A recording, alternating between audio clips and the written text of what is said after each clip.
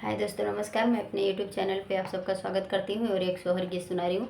ये गीत आप लोग को कैसी लगी कमेंट बॉक्स में बताना। और अगर वीडियो पसंद आए वीडियो को लाइक कर देना, शेयर कर देना और ज़्यादा से ज़्यादा इस चैनल का सपोर्ट करो। आप लोग आगे बढ़ाओ, जैसे यहाँ तक पहुँचाओ थोड़ा और सपोर्ट करो और आगे बढ़ाओ। मोनो हो जाए मेरा चैनल। मोनो हुआ है, हाफ मोनो हुआ है, क्योंकि वॉच टाइम कट जा रही थी तो हाफ मोनो कर ली हूँ। थोड़ा और सपोर्ट करो, फुल मोनो हो जाए। बहुत वॉच टाइम कट रहा था, 1 साल हो गया है। तो सुनाती हूँ ये स्वर गीत, आप लोग को जैसे भी लगे बताना आप लोग। और थोड़ा सर्दी जुकाम हुआ है तो आवाज़ थोड़ी साफ नहीं आ रही है, तो जैसा भी लगेगा बताना। पनवा ऐसन धाना पातर कुसुम ऐसन सुंदर, कुसुम ऐसन सुंदर हो। ललना भौजी के भय है लालनवा, होरिल बड़ा सुंदर, होरिल बड़ा सुंदर हो। ललना भौजी के भय है होरिलवा, होरिल बड़ा सुंदर, होरिल बड़ा सुंदर हो।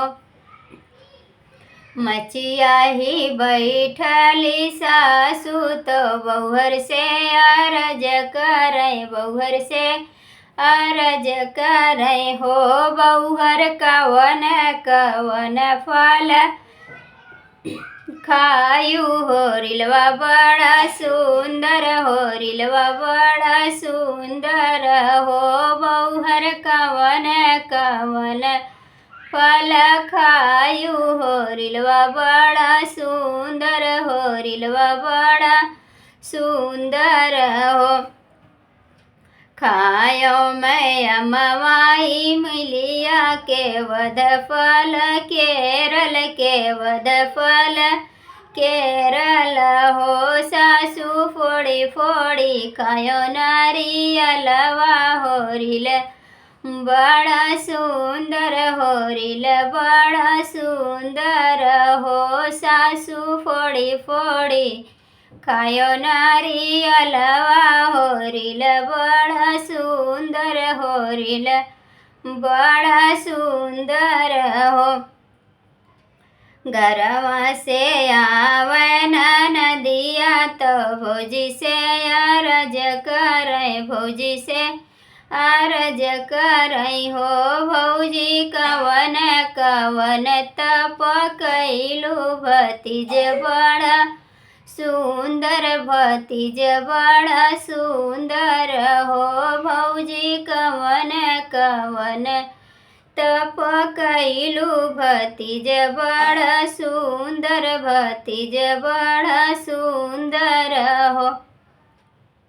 माघय पुष के महीनवा तो अग नाही तापे, तो अग नाही तापे हो। ननदी भोरे भोरे सूरजु मनाए, लालन बड़ा सुंदर, लालन बड़ा सुंदर हो। ननदी भोरे भोरे सूरजु मनाए, होरिल बड़ा सुंदर, होरिल बड़ा सुंदर हो। दूरे से आवे देवरवा तो भौजी से अरज करे, भौजी से अरज करई हो। भौजी के करी से जरिया तू ही सोयू, ललन बड़ा सुंदर, ललन बड़ा सुंदर हो। भौजी के करी से जरिया तू ही सोयू, ललन बड़ा सुंदर, ललन बड़ा सुंदर हो। सोयो मैं पिया जी के गोदिया तो सैया जी के सेजिया, तो सैया जी के सेजियाऊ हो। देवरू देख्यो मैं तुहरी सूरतिया, ललन बड़ा सुंदर, ललन बड़ा सुंदर हो। देवरू देख्यो मैं तुहरी सूरतिया, दे ललन बड़ा सुंदर, ललन बड़ा सुंदर हो। तो छोटी सी ये सोहर गीत कैसी आप लोग को लगी कमेंट बॉक्स में बताना। अकेले गाती हूँ मैं तो इतना नहीं बैठती, अगर ये 2 जन गाते तो अच्छी लगती। सोहर बहुत अच्छी है, जैसी भी लगी बताना आप लोग।